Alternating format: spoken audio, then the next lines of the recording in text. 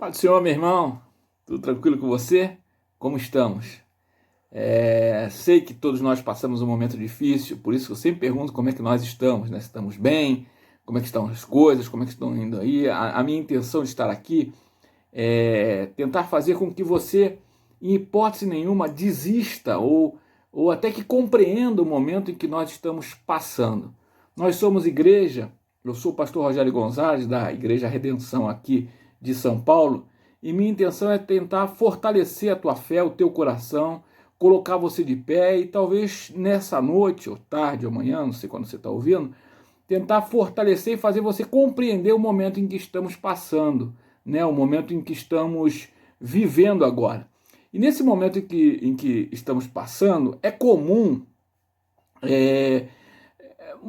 a gente, diante de uma coisa grave, diante de alguma coisa que nos acomete, que nós nunca vivenciamos, é um momento em que famílias perdem seus pais, pais perdem seus filhos, muito provavelmente alguém muito próximo a você partiu por conta de um vírus chamado coronavírus. Então nós ficamos meio que perdidos no meio dessa situação. E diante de uma situação grave, né, pessoas, eu ando na rua, eu vejo tantas lojas fechadas, né, tantas placas de alugo e vendo, até igrejas fechadas mesmo, né, eu devo confessar que a nossa igreja mesmo, a gente entregou o imóvel, até porque não consegue pagar o aluguel, então é melhor que a gente entregue o imóvel e quando for necessário, então, Deus abrirá uma porta para que nós voltemos a congregar novamente. Diante de situações como essa, é muito comum que a gente, diante de desastres e desgraças, né, do jeito que a gente tem visto, é muito comum que as pessoas se indaguem, né, e perguntem: onde estava Deus? Senhor, onde é que tu estavas? Será que Deus não viu isso? Será que Deus não está se apercebendo disso? Será que Deus não está olhando para essa situação? Por que Deus não evitou isso? Por que Deus não evitou que aquela pessoa partisse? Por que aquela pessoa partiu? Ainda que não fosse crente, mas era uma pessoa bacana, era uma pessoa que eu respeitava, era uma pessoa que eu gostava. Então é muito comum a gente ouvir, até nas nossas igrejas, né, de que Deus está se vingando dos pecados da humanidade e que isso seria uma vingança da parte de Deus. E aí as pessoas se questionam e perguntam como é que Deus teria permitido algo tão horroroso, né, e tão mortal como está sendo o Covid. E eu quero te dizer uma coisa hoje, em nome de Jesus, e eu quero que você entenda e compreenda isso, que vai muito mais além, né, o que eu tenho que te falar hoje aqui, vai muito mais além do que talvez essa simplicidade de resposta. Eu creio particularmente num Deus que está profundamente triste com o que está acontecendo. Um Deus que se entristece, tanto quanto eu e você. Um Deus que se pergunta e que se questiona tanto quanto eu e você. Por que durante muitos anos nós temos dito para Deus que Ele não interfira na nossa vida? Nós temos pedido a Deus que Ele não interfira nas nossas escolhas. Temos pedido a Ele, de alguma forma, que Ele saia, né, do governo da nossa vida. Olha o que estão querendo fazer com a nação, com a nossa nação brasileira. Então, pastor, eu nunca pedi isso a Deus. Eu nunca pedi a Deus que Ele saísse da minha vida. Eu nunca pedi a Deus que Ele deixasse de governar a nossa vida. Nós podemos pensar assim, mas os nossos atos e as nossas atitudes não refletem tal acontecimento. Os nossos atos e as nossas atitudes não refletem esse desejo para com Deus. No fundo, nós pedimos a Deus que Ele deixe-nos governar as nossas próprias vidas, tomar as nossas próprias decisões, que Ele não venha nos impor regras, né? Porque a sua palavra parece que e cada vez mais que os tempos, né, se avançam, né, cada vez mais que os tempos vão adiante, parece que a palavra de Deus vai ficando fora da contemporaneidade, né, do tempo, parece que vai ficando mais distante da nossa realidade. Então, nós vamos proibindo, nós vamos deixando de permitir que Deus atue e governe a nossa vida. como assim diz a palavra de Deus. Então parece que Deus está ficando cada vez mais longe da humanidade. Mas não é Deus que está ficando mais longe da humanidade. Nós é que o tornamos cada vez mais descartáveis da nossa vida. Nós colocamos de lado e só vamos até Ele quando efetivamente nós temos... quando nós realmente precisamos, é que nós recorremos a esse Deus. Então, nós estamos vivendo numa sociedade em que a sociedade nos deixa levar, e nós somos influenciados, e nós somos governados, nós somos dirigidos por Senhor deste tempo, e não por aquele que é o dono real da eternidade. Então, eu vou entender o seguinte, sendo Deus um cavalheiro, né? E eu creio que ele calmamente nos deixa, porque assim é a nossa vontade, é assim que nós queremos. E eu estou dizendo o seguinte, que ele nos deixa não no sentido de abandono e de virar as costas para nós, ele não no sentido de não mais nos ouvir, ou não no sentido de não ser mais participativo na nossa vida. Então, ele nos deixa não nesse sentido, mas ele deixa que nós tomemos a própria rédea da nossa vida. O problema é que nós não queremos mais contar com a ajuda dele. Nós achamos que nós somos autossustentáveis, e eu digo isso para toda uma raça humana, não especificamente para você, mas eu quero te levar a pensar, você que me ouve agora, né? Eu quero te levar a pensar nas nossas atitudes, de como hoje nós agimos como crentes, como é que nós dirigimos a nossa vida e até com o próximo nós estamos realmente próximo de Deus. Senhor, governa a minha vida, Senhor, Tu és o dono de tudo, tudo que fizemos, assim dizem os nossos louvores, nossas músicas, mas aquilo que cantamos não é a verdade do nosso coração. Então, como é que nós poderemos esperar de Deus? Como é que nós podemos esperar que Deus nos abençoe, que nos dê sua bênção, sua proteção, se nós exigimos que Ele não se envolva mais conosco? Que nós venhamos a ser os próprios detentores do poder da nossa vida, do nosso tempo, das nossas vontades, dos nossos desejos. Então, quando eu olho agora, nestes dias, para os nossos, à vista dos acontecimentos recentes, né? Porque nós vivemos esse tempo, nós estamos vivendo agora, nós estamos vivendo em 1900, nós estamos vivendo em 1500, nós não estamos vivendo na época de nós estamos vivendo hoje em 2021. Então eu tenho que analisar a palavra de Deus e aquilo que nós estamos fazendo diante do nosso tempo presente, à vista dos acontecimentos recentes. E quando nós olhamos para a nossa história, para o nosso tempo, nós vemos ataques terroristas. Cada vez mais, por exemplo, nos Estados Unidos, escolas são invadidas, e aqui no Brasil não foi diferente. Até bem pouco tempo atrás nós tivemos escolas invadidas, e onde um terrorista, um louco, ele invade uma escola e atira em todo mundo. Isso tem se avolumado, não é só questão do Covid, não é só questão de um vírus que está aí fora. Então eu creio que tudo isso começa, né? Tudo isso dá um início quando nós nos calamos como igreja. Quando nós nos calamos, quando nós nos retiramos de cena, quando nós deixamos as coisas acontecer, nós como igreja, nós nos calamos. E a partir de então, nós aceitamos tudo calados.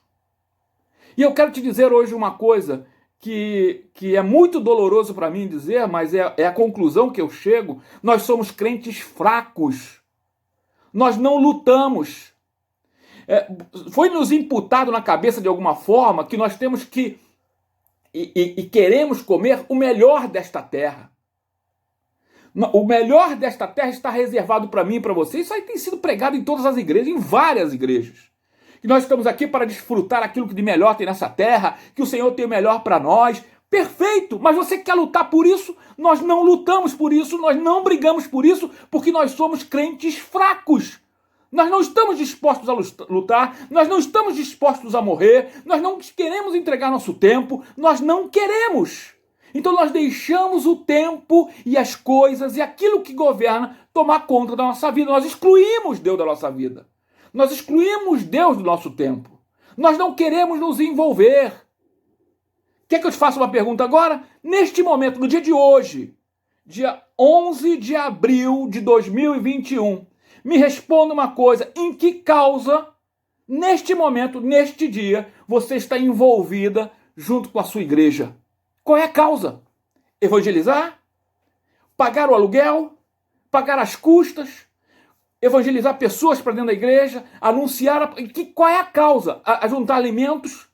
Fazer um teatro? Um grupo de louvor? Música? Eu não sei. Existem várias causas dentro da sua igreja. Se crente você for, que neste momento tem pessoas lutando, labutando por isso, e nós nos acomodamos presos dentro de casa. Não estou pedindo para você sair para a rua e ignorar o vírus que está lá fora. Não, não é isso, não. Esquece isso. Eu estou falando sobre causas, sobre lutas. Eu sou pastor de igreja, eu sei do que eu estou falando. Você, nesse momento, está envolvido em alguma causa, você está lutando, você está brigando, meu irmão, você vai apanhar pra caramba. Quando você toma a frente de algum trabalho na igreja, quando você toma a frente de uma obra, quando você toma a frente de alguma coisa para Deus, meu irmão, o mundo se vira contra você, seus amigos se viram contra você, e às vezes até a tua igreja se vira contra você. O cara chega aqui agora querendo trabalhar, qual é a causa dentro do reino de Deus em que você esteja envolvido agora? Nenhuma? Aí você quer a bênção de Deus, você quer que o melhor desta terra venha para você e caia no teu colo. E em algum momento, alguém disse que seria melhor não ler mais a Bíblia. E a leitura bíblica foi excluída das nossas escolas. Ninguém mais lê a Bíblia. Ninguém fala sobre a Bíblia na escola. A Bíblia não é difundida. A Bíblia não é explicada. A Bíblia nos diz que nós não devemos matar, que nós não devemos roubar e que devemos amar o nosso próximo como a nós mesmos. E nós simplesmente concordamos, não com isso, mas com o fato de ter a Bíblia fora das nossas escolas, dos nossos grupos de relacionamento. Quantas vezes você reuniu teus amigos em casa com um culto de oração para não crentes e expôs a Bíblia de uma forma aberta? Nós simplesmente concordamos em fechar as nossas Bíblias e não mais anunciar a palavra de Deus. Isso eu e você, nós concordamos. Porque nós não lutamos, porque nós não brigamos. Logo depois vem alguém e diz o seguinte, olha, que nós não deveríamos mais bater em nossos filhos, porque quando eles se comportassem mal, nós deveríamos talvez tentar entendê-los e entender a psicologia da criança. Porque se nós batermos nos nossos filhos e tratarmos dele com vara, então suas personalidades e informação ficariam distorcidas, porque poderíamos prejudicar a sua autoestima. Sabe o que eu e você dissemos? Sabe como é que nós reagimos? Bom, se alguém disse isso, é porque foi um perito no assunto. E se ele é um perito no assunto, ele deve saber mais do que eu. Ele deve saber o que está falando. Então nós simplesmente concordamos. Meu irmão, eu tenho 55 anos e eu te digo uma coisa, fui tratado na correção. E você talvez que tenha a minha idade também foi tratado como isso. Te trouxe algum problema psicológico? Você hoje padece por isso? Para com isso. Antigamente o meu pai dizia, ou seu pai dizia o seguinte, senta aí e come. Botava, mas eu não gosto, senta e come. Lá em casa, aos domingos, meus pais eram espanhóis, então tinha um tal de, que hoje nós conhecemos como pucheiro, lá em casa eram conhecidos como cozido. Eu não gostava daquilo, porque eram vegetais e carne, tudo cozido junto. E aquilo era o almoço tradicional de domingo, porque meus pais era uma comida tradicional no país deles, a Espanha. Então quase todo domingo eu detestava. Meu pai dizia, senta e come. Ah, eu não quero, não tem problema nenhum. Guarda, põe na geladeira. À noite ele vai ter fome. E à noite, diante da fome, você comia. Não esquenta não, come gelado. Hoje, isso parece parecer uma loucura. Parece um atentado contra a criança. Hoje, aos nossos filhos, nós dissemos o que a ele? Filho, você quer sentar onde? Aqui tá bom para você? Essa comida tá boa? O que você quer comer? Olha como é que mudou em tão pouco tempo. O tratamento de pai para com filho mudou. Meu irmão, isso não existia na minha época de infância. E muito provavelmente também não existia na tua infância. Mas hoje nós queremos tratar e que estamos criando um exército de jovens mimimis. E isto ocorre não só na vida, na relação familiar, na relação de pai e filho, mas também dentro das igrejas. Nós estamos criando um exército de cidadãos dos céus mimimis, que tudo para eles os irrita, tudo para eles não concordam, sem saber, porque olham da forma como é regido o mundo e como nós somos influenciados pelo Deus deste tempo. Alguém um dia sugeriu que nós, como crentes, deveríamos comer o melhor desta terra. E você acreditou. E você crê. E isto é uma verdade. Porque isto parece palatável. Parece que isso aqui é gostoso, é doce, é bacana. Eu quero melhor, eu quero prosperar. Só que esqueceram de dizer para você que você precisa lutar, filhão. Que você precisa brigar, que você precisa acordar cedo, que você precisa ir para a batalha. E aquilo que você não concorda, você tem que gritar, tem que ir para a rua, tem que batalhar, tem que dar cara a tapa.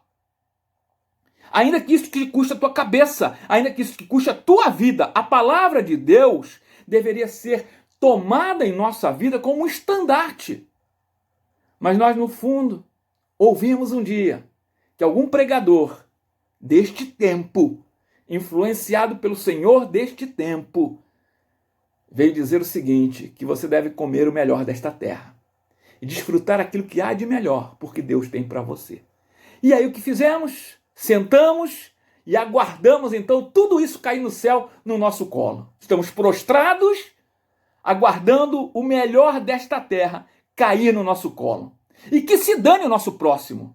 Meu irmão, estamos no meio de uma pandemia, tem um monte de gente desempregada. São 14 milhões de pessoas desempregadas. E se eu te disser que dentro dessas 14 milhões de pessoas são pai, mãe e filho, multiplica por 3. São 42 milhões de pessoas passando fome. E o que importa? Eu comer o melhor desta terra. 14 milhões de pessoas desempregadas andam na rua. Olha o número de placas de alugo e vendo. Restaurantes, comércio fechado. Isto leva pessoas ao desespero. Isto leva pessoas à loucura. Eu li uma matéria no outro dia que dizia o seguinte, que 30% das pessoas que se recuperaram do coronavírus muito provavelmente irão trazer transtornos psicológicos. Porque vivenciam um acontecimento que nunca se aperceberam na vida. E essas pessoas, e assim como as pessoas que convivem, perguntam, aonde está Deus? Aonde estava Deus no meio disso? Aonde está tu, Senhor? Nós vivemos uma época, uma geração, nós participamos, eu tenho 55 anos, eu participo de uma geração que a última guerra que vi foi quando eu nasci, 1964, que foi a guerra do Vietnã, que foi até 75. Que guerra nós vivenciamos? Que fome nós passamos?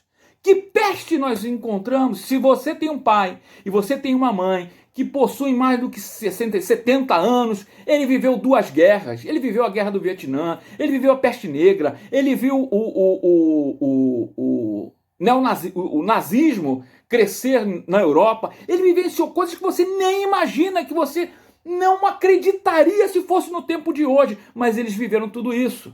Viveram grandes guerras, fomes e pestes e souberam enfrentar. Sabe por quê? Porque tiveram coragem.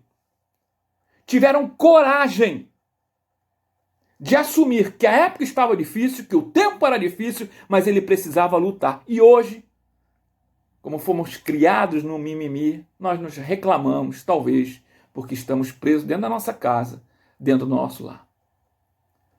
Aí um dia, alguém sugeriu que nossas filhas fizessem aborto, porque o corpo é dela e ela teria condição de escolher se ela assim quisesse, se ela assim decidisse.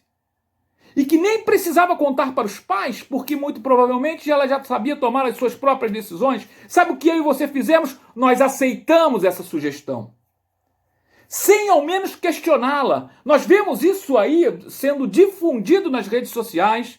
Nós vemos aí vários candidatos a cargos eletivos defendendo tal princípio. E o que é que nós fazemos? Nada. Nós ouvimos, escutamos, mas nós não nos manifestamos. Nós permitimos. Nós vemos aí hoje um bando de loucos. Não estou aqui defendendo direita ou esquerda, nem partido político nenhum, mas nós vemos aqui um bando de loucos hoje querendo a todas as custas tirar o presidente que está no poder, que foi eleito por mim e por você, com várias alegações. E o que nós fazemos? Nada! Nós somos um bando de fracos, de medrosos. Está aí fora. Estes mesmos defendem ainda um relacionamento entre pais e filhos. Pessoas do mesmo sexo que podem se relacionar. O amor é livre. E não tem nada a ver. E hoje já existe aí as igrejas para os homossexuais e defendem aquilo de uma forma branda, de uma forma tranquila. E nós não falamos nada. Nós não nos manifestamos. Nós aceitamos tudo isso sem pelo menos questionar.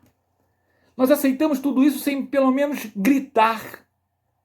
O pior de tudo é que aceitamos essas pessoas dentro das nossas igrejas, dentro dos nossos cultos, fazendo proselitismo. E você que me ouve, que é crente, não tem coragem de questionar o seu pastor a respeito destas ideias. Nós vemos pessoas a cargos eletivos que defendem esses princípios e elas tomam os púlpitos de nossas igrejas para, de forma mentirosa, alegar que não. Nós vamos elegê-los. Nós vamos colocá-los lá. São as nossas vontades. São as nossas escolhas. Deixamos Deus de lado. Nós deixamos a palavra de Deus de lado. E depois questionamos, Senhor, aonde é que tu estavas quando tudo isso nos aconteceu? As pessoas que estão aí fora, defendem tudo isso. E o que nós fazemos? Nada. Nós somos uma geração de fracos. Acredite no que eu estou te dizendo. Nós somos uma geração de crentes que aceita tudo, calado. E não faz absolutamente nada. Não se opõe, não se posiciona. A indústria do entretenimento disse um dia, vamos fazer shows, vamos fazer filmes e vamos fazer TV que promovam a profanação, a violência, o sexo lícito e ilícito. Vamos gravar música que estimule o estupro, o sexo, as drogas, assassinato, suicídio e temas satânicos. E nós dissemos, tudo bem, isso é diversão, isso não me influencia, isso não me produz qualquer efeito prejudicial. Então que façam isso, que deixem fazer. No fundo, nós adoramos estes artistas, curtimos esses artistas e ainda exaltamos. E sabe o que fazemos? Nada. Absolutamente nada. Nós não nos posicionamos. Nós não queremos e questionamos. Senhor, onde é que tu estás? Provavelmente, se nós analisarmos tudo isto de forma séria, nós iremos compreender e entender que nós estamos colhendo exatamente aquilo que nós plantamos. Nós plantamos isso. Nós aceitamos isso. Nós queremos isso. Nós somos uma nação hoje no Brasil. Nós somos crentes, somos uma nação no Brasil e nós não nos posicionamos. Eu li no outro dia um bilhetinho que uma menina escreveu para Deus dizendo, Senhor, por que tu não salvaste aquelas crianças naquela escola que morreram? Por que quando aquele louco entrou naquela escola lá no Rio de Janeiro, por que você permitiu que isso acontecesse? Por que aquelas crianças foram mortas? Onde é que tu estavas? Sabe qual teria sido a resposta de Deus? Querida criança, não me deixaram entrar naquela escola. Não me deixaram entrar nessa família. Não me deixaram entrar no relacionamento desse casal. Não me deixaram entrar no relacionamento de pais e filhos. Nós estamos diante de um acontecimento, aqui agora, de uma criança de 4 anos que foi morta no Rio de Janeiro por seu padrasto. E aí a gente pergunta, né? E eu vi já essas perguntas. Onde é que Deus estava quando aquela criança de 4 anos passou por uma sessão de tortura de 46 minutos até ser morta por um louco vereador do Rio de Janeiro, com cargos, com uma beleza, respeitado? A resposta seria, de Deus seria: eu estou em qualquer lugar, menos naquela família, onde os interesses ali eram outros, profundamente outros. Analisem o caso e você vai entender do que eu estou falando. Se nós não deixarmos Deus tomar rédea da nossa vida, se nós não permitirmos Deus tomar rédea da nossa história, nós vamos ser apenas coadjuvantes no meio desse tormento. Se nós não assumirmos o nosso papel de crente, se nós não tomarmos na mão aquilo que o Senhor tem nos dado, poder, a oração, meu irmão, se você orar, se junto, quando alguém, você vai lá na internet, ó, hoje é dia de jejum, hoje é dia de oração pelo nosso presidente, o teu pastor conclama você a oração pela igreja, e o que você faz? Você se omite, você se esconde, você não compartilha da ideia, você não faz, você não quer. Onde está Deus nessa história? Deus está lá, querendo ser participativo da tua vida. E aí não adianta questionar depois, porque nós estamos colhendo aquilo que exatamente nós plantamos. Analisa tudo que eu estou te falando. Analisa o que eu estou falando aqui com você.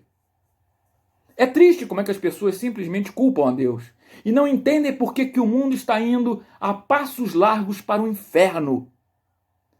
Estamos caminhando para lá.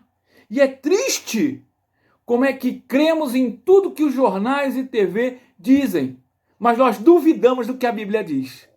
Nós acreditamos em tudo que está escrito, em tudo que nós lemos, em tudo que o jornal diz, em tudo que essa imprensa esquerdista, né? Eu não estou aqui defendendo direita ou esquerda, mas tudo que essa imprensa esquerdista passa para nós. Meu irmão, assiste o Jornal Nacional, é de chorar. É só tristeza, é só desgraça. Nada de bom ali é anunciado, nada. Desliga, filhão. Para de assistir aquela porcaria, vai ler a Bíblia. Porque a Bíblia sim tem verdades ali e que nós não queremos enxergar. É engraçado como é que nós estamos com o coração dispostos a ouvir uma pregação que nos fala de promoções, de enriquecimento, e que diz a nós que o nosso pecado não é tão grave porque Deus perdoa simplesmente e não há consequências uma vez que você pede perdão dos teus pecados. Para, filho. Para. Eu não sei quem é que você está ouvindo. Eu não sei quem é. Nós estamos sendo atordoados por um ópio. E eu te explico. Quando alguém ele é condenado, aqui nós não temos no Brasil a condenação à morte, nem a cadeira elétrica, nem por injeção, nem por cadeira elétrica, nada. Mas quando alguém é condenado à morte, a cadeira elétrica, ele tem dois direitos. Um é de se confessar a um padre ou a um líder religioso da religião dele. E ali ele pede perdão dos pecados. É onde a sua alma ali é anestesiada. Como se ali houvesse um esvaziamento dos seus erros, dos seus pecados. É um direito dele. E ali, então, ele é aplicado um ópium, uma anestesia. E, ao final, ele tem o segundo direito dele. Um outro direito que ele tem, ao final disso tudo, é de ser anestesiado. Para que ele não tenha uma morte cruel, para que ele não sinta dor. E que ele possa passar para o outro lado de uma forma tranquila, sem ser dolorosa. Então ele se confessa, ele pede perdão, se assim ele quiser, tá certo? Se ele achar que é direito dele. E ao final daquilo ele é anestesiado, para que ele seja morto na cadeira elétrica ou por uma injeção letal, sem que ele sinta dor. Então ele é anestesiado. É a anestesia do condenado. E eu vou te dizer o seguinte, que hoje nós estamos exatamente na mesma condição. Nós estamos com os nossos pecados sendo anestesiados. E anestesiados por aquilo que nós queremos ouvir. Aquilo que anestesia o nosso coração e que nos traz paz interior. Então nós não somos mais incomodados. O problema do outro é problema do outro. Se a fome é dele. Se há 14 milhões de pessoas desempregadas, 448, 42 milhões de pessoas passando fome, é problema deles, não é problema meu. Então nós não nos enganjamos, nós estamos anestesiados. Estamos anestesiados. Fomos anestesiados para o pecado. Anestesiados por aquilo que queremos ouvir. Anestesiados por aquilo que nos traz paz ao coração. Pecadores anestesiados em seus pecados e perguntamos: aonde está Deus nesse momento? Que não me ouve, que não olha para essa nossa situação. É triste. Como é que o mundo quer ir para o céu? Todo mundo. Você pode perguntar para o pior dos assassinos para onde ele quer ir e qual é a esperança dele. É que ele vai morar no céu.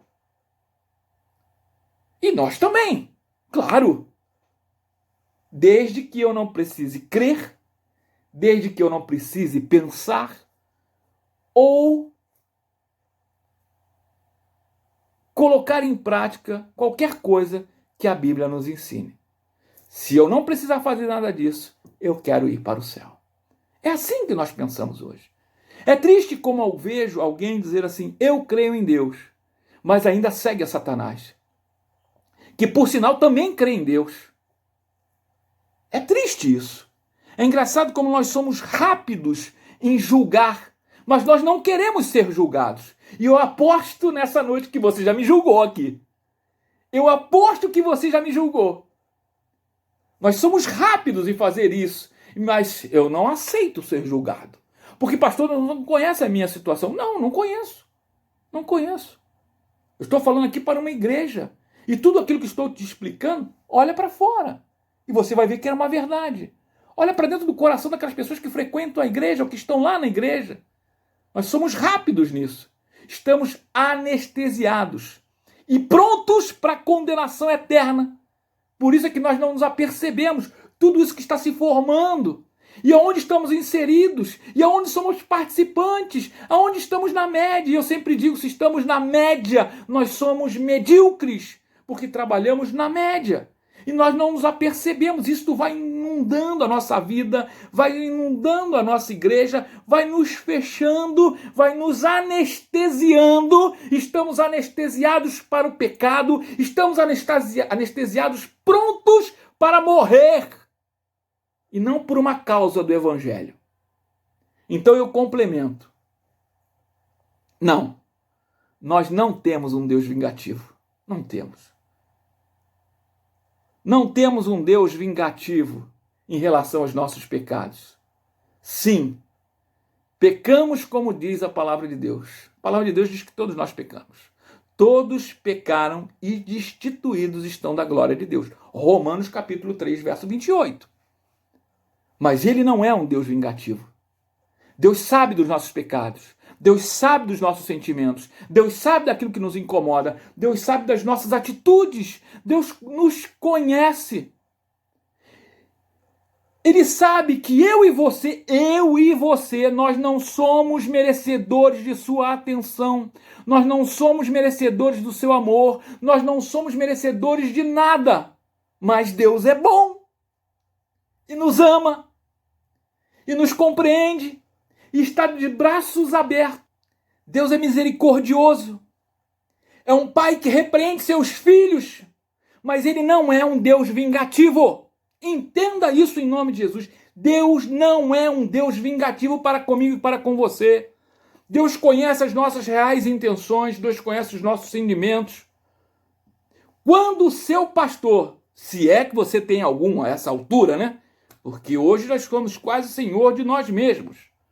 Te traz uma mensagem dura, que alerta a tua vida, que faz você acordar, você simplesmente vira a cara e diz: não foi para mim, não quero ouvir, eu não quero uma palavra. Sabe o que nós somos? Crentes mimimis. Nós queremos o doce, nós queremos o melhor dessa terra, mas nós não queremos ser acordados ou simplesmente ser despertados da nossa anestesia. Às vezes as pessoas me encontram na rua, e talvez seja duro o que você vai ouvir aqui agora. Às vezes as pessoas me encontram na rua e dizem assim: ô, meu pastor! Meu irmão, eu não sou seu pastor. Eu sou pastor de um rebanho, mas eu não sou seu pastor. Eu sou um pastor. O seu pastor talvez seja aquele que você ouve todos os domingos, se é que você ouve algum todos os domingos.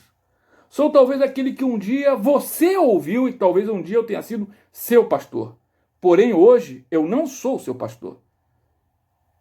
Talvez você esteja me ouvindo aqui agora, mas eu não sou. Eu sou um pastor. Pastor de um rebanho. Que quer talvez ouvir e que sabe ouvir. Mas se você quer algo doce, algo palatável, ou algo que te anestesia a tua vida, a tua alma, meu irmão, você não vai ouvir de mim isso nesta noite.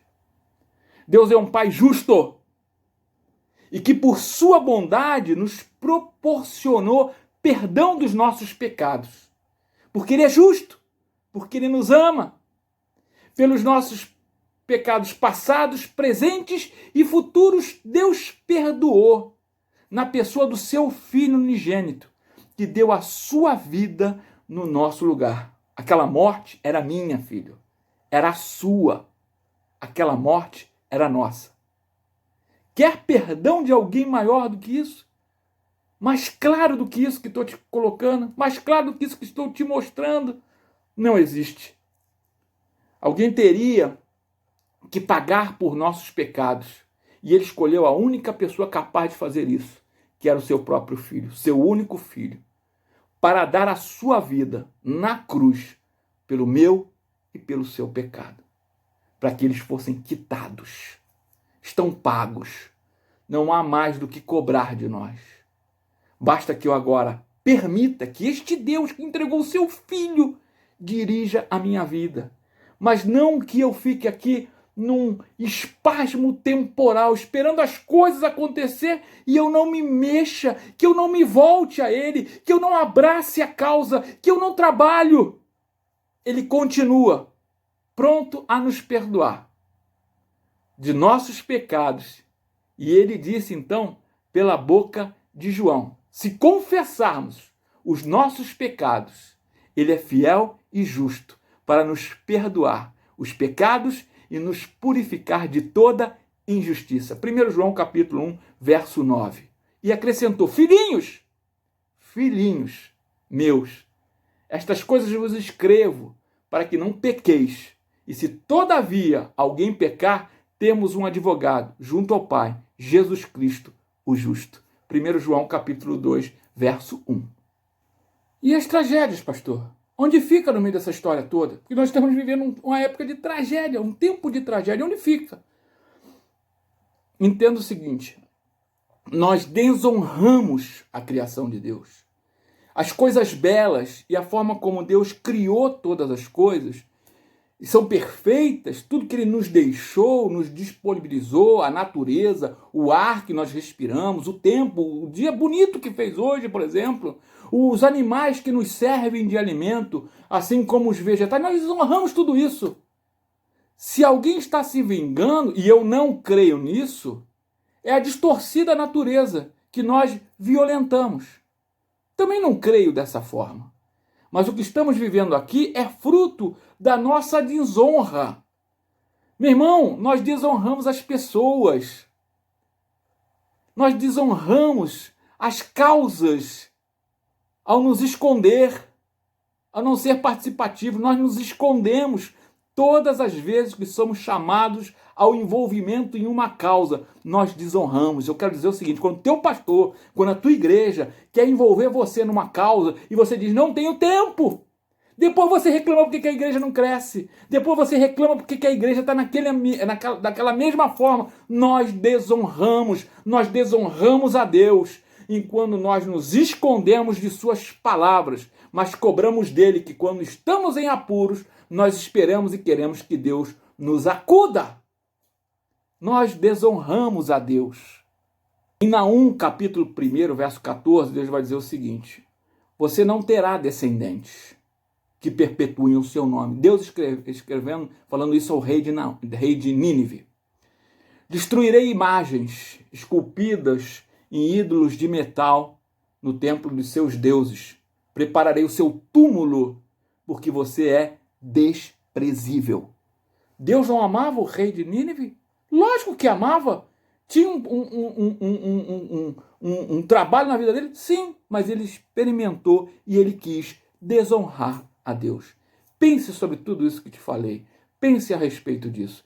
Deixa eu orar com você aqui agora. Pai, Senhor, Deus amado, eterno e poderoso, invada a casa do teu filho, o lar do teu filho e leve para ele esse consentimento daquilo que nós precisamos defender e nos envolver com a tua causa. Abençoa o lar dele, abençoa a sua causa, dê a ele, Senhor, uma semana de bênção, uma semana de vitórias. Em nome do Pai, em nome do Filho e do Espírito Santo de Deus. Como teu servo e ungido, eu quero abençoar a vida desse teu filho e tua filha que me ouve aqui neste momento, abençoando com graça, com cura e com proteção vinda da sua parte, Senhor. Assim eu o abençoo em nome de Jesus. Sou o pastor Rogério Gonzalez, da Igreja Redenção aqui de São Paulo. Deus te abençoe.